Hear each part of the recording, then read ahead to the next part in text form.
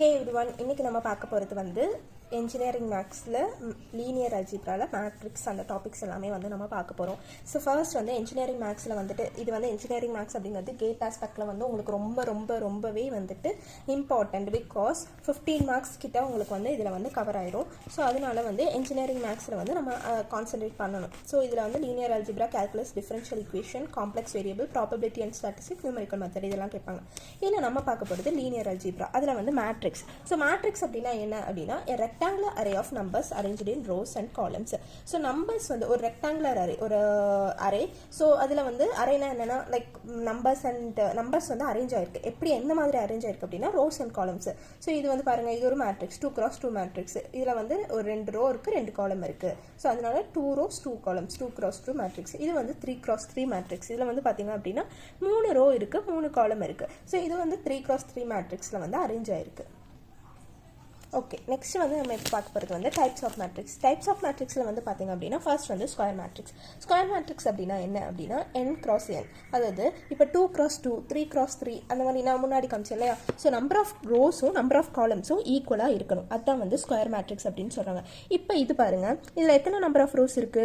2 row இருக்கு. எத்தனை column இருக்கு? 3 column இருக்கு. அப்ப இது square matrix-ஆ கிடையாது. இதே வந்துட்டு இந்த இது கொடுக்காம 2 1 4 5 இந்த இது மட்டும் கொடுத்திருக்கேன்னு வெச்சுக்கோங்க. So இப்படி மட்டும் கொடுத்திருந்தேன் அப்படினா number of rows எவ்வளவு இருக்கும்? 2 row. number of column எவ்வளவு இருக்கும்? 2 column. So இது வந்து square matrix. So இந்த மாதிரி தான். So இது வந்து square matrix அப்படிங்கிறது one of the type of matrix. அடுத்து diagonal matrix. Diagonal matrix அப்படினா இங்க உங்களுக்கு பாத்தீங்கன்னா தெரியும். இங்க மட்டும் வந்து பாத்தீங்க diagonalல மட்டும் like உங்களுக்கு வந்து 0 அப்படிங்கிறது வந்து அரேஞ்ச் ஆயிருக்கும். So அது வந்து என்ன அப்படினா இங்க diagonal அப்படிங்கிறது இது. ஸோ இந்த diagonalல மட்டும் உங்களுக்கு 0 இருக்கும். ஸோ அது வந்து diagonal matrix அப்படிங்கிறது. ஸோ அதுக்கப்புறம் வந்து ஐடென்டிட்டி மேட்ரிக்ஸ் அப்படின்னு பார்த்தீங்க அப்படின்னா diagonalல மட்டும் உங்களுக்கு 1 இருக்கும். Next zero matrix. Zero matrix அப்படின்னா மேட்ரிக்ஸ் ஃபுல்லாகவே உங்களுக்கு 0 தான் இருக்கும். Next symmetric matrix. Symmetric matrix அப்படின்னா A is equal to A transpose. இதை ஞாபகம் வச்சுக்கோங்க. இப்போ ஒரு மேட்ரிக்ஸோட டிரான்ஸ்போஸ் அப்படின்னா என்ன அப்படின்னா இப்போ 2 1 1 2 ஓகேவா? இதை வந்து டிரான்ஸ்போஸ் பண்ணுங்க. அதாவது டிரான்ஸ்போஸ்னா என்னன்னா இந்த காலமை இங்கே ரோவா எழுதணும், இந்த காலமை இப்படி ரோவா எழுதணும். சரியா? அப்போ வந்து இந்த காலமை இப்படி ரோவா எழுதிடலாமா, இந்த காலமை இப்படி ரோவா எழுதிடலாமா? இப்போ பாருங்க 2 1 1 2 2 1 1 2 ரெண்டுமே ஈக்குவலாக இருக்கா? ஸோ இதுதான் வந்து சிமெட்ரிக் மேட்ரிக்ஸ். ஏவும் ஏ டிரான்ஸ்போஸும் ஈக்குவலாக இருந்துச்சுன்னா அது சிமெட்ரிக் மேட்ரிக்ஸ் அப்படின்னு சொல்லுவோம். ஸ்கியூ சிமெட்ரிக் மேட்ரிக்ஸ் அப்படின்னா என்னன்னா ஏ டிரான்ஸ்போஸ் இப்போ நீங்கள் கண்டுபிடிச்சிருப்பீங்கல்ல அது வந்துட்டு மைனஸ் ஆஃப் ஏக்கு ஈக்குவலாக இருந்துச்சு அப்படின்னா அது ஸ்கியூ சிமெட்ரிக் மேட்ரிக்ஸ் அப்படின்னு சொல்லுவோம். நெக்ஸ்ட் ஆர்த்தோகோனல் மேட்ரிக்ஸ் அப்படின்னா ஏ இன்டூ ஏ டிரான்ஸ்போஸ் அப்படின்னு பண்ணும்போது ஈக்குவல் டு ஐடென்டிட்டி அப்படின்னு வரும். Triangular matrix. ட்ரையாங்குலர் மேட்ரிக்ஸ் அப்படின்னா இந்த இப்போ டயகனல் எடுக்கிறீங்கல்ல இந்த டயகனலுக்கு மேலேயோ இல்லை கீழேயோ இந்த ட்ரையாங்கிள் மாதிரி ஃபார்ம் ஆகும் இல்லையா? ஸோ இந்த ட்ரையாங்கிள் அந்த எலமெண்ட்ஸ் எல்லாமே 0 0 0ன்னு இருக்கும். ஸோ இப்படி இருந்தால் அது வந்து ட்ரையாங்குலர் மேட்ரிக்ஸ். ஓகே, இவ்வளோ தான் டைப்ஸ் ஆஃப் மேட்ரிக்ஸ். இப்போ நம்ம வந்து மேட்ரிக்ஸ் ஆப்ரேஷன்ஸ்க்கு போகலாம்.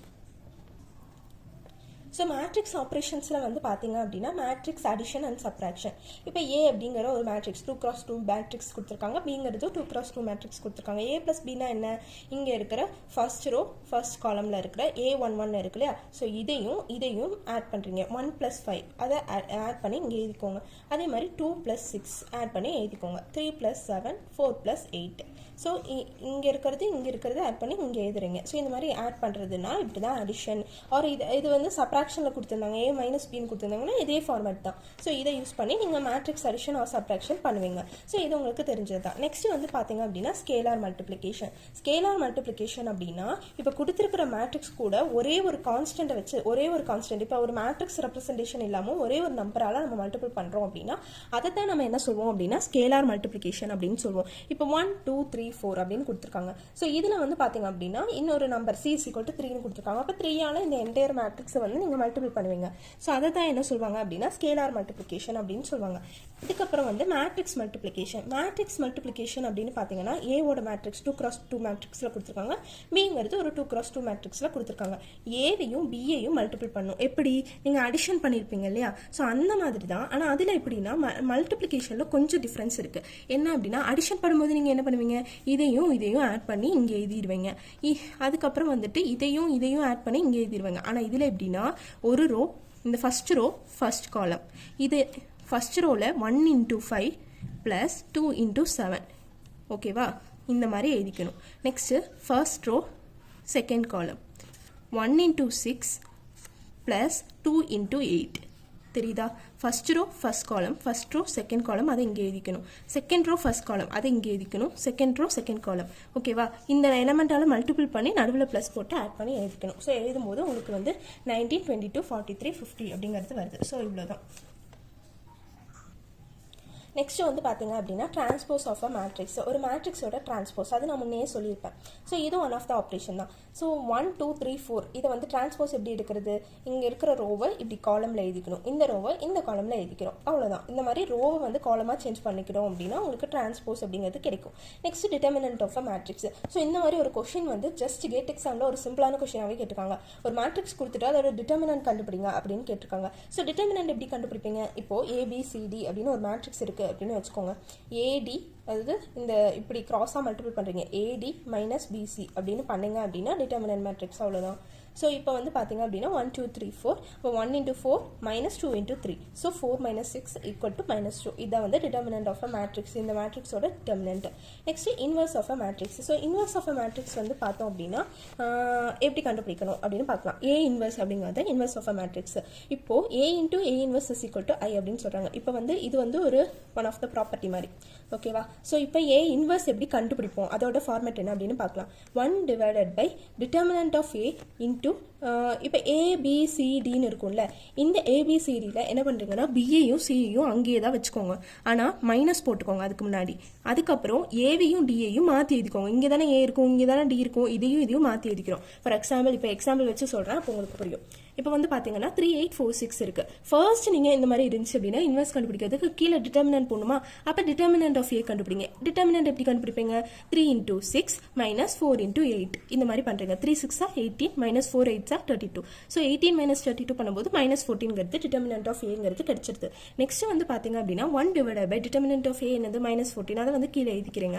நெக்ஸ்ட் நான் சொன்ன மாதிரியே இதையும் இங்கேயே வச்சுக்கோங்க. ஆனால் மைனஸ் மட்டும் முன்னாடி போடுங்கன்னு நான் சொன்னேன் இல்லையா, அதை நீங்கள் போட்டிருக்கேன். ஸோ அதே மாதிரி -8 - 4ன்னு போடுறீங்க. இதையும் சேஞ்ச் பண்ணியிருக்கோம் அப்படின்னு சொன்னேன் இல்லையா.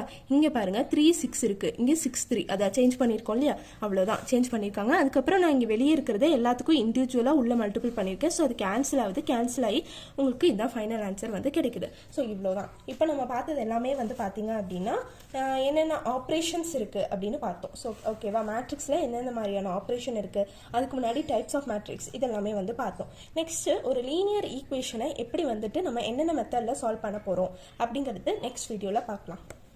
ஸோ அன்டில் தட் இது ரிலேட்டடான சம்ஸ் எதுனா வேணும்னா சொல்லுங்கள். ஜஸ்ட் இது நீங்கள் கூகுளில் போய் பார்த்தீங்கன்னாலே தெரியும். ரொம்ப அவ்வளோ பெருசாலாம் இருக்காது, ஆனால் உங்களுக்கு வந்து ஈஸியாக தான் இருக்கும். உங்களுக்கு கேட் ரிலேட்டடான கொஷின்ஸ் எதுனா டவுன்லோட் பண்ணணும் அப்படின்னா சொல்லுங்கள். ஸோ அதுக்கான லிங்க்கும் வந்து நான் டிஸ்கிரிப்ஷனில் உங்களுக்கு கொடுக்குறேன்.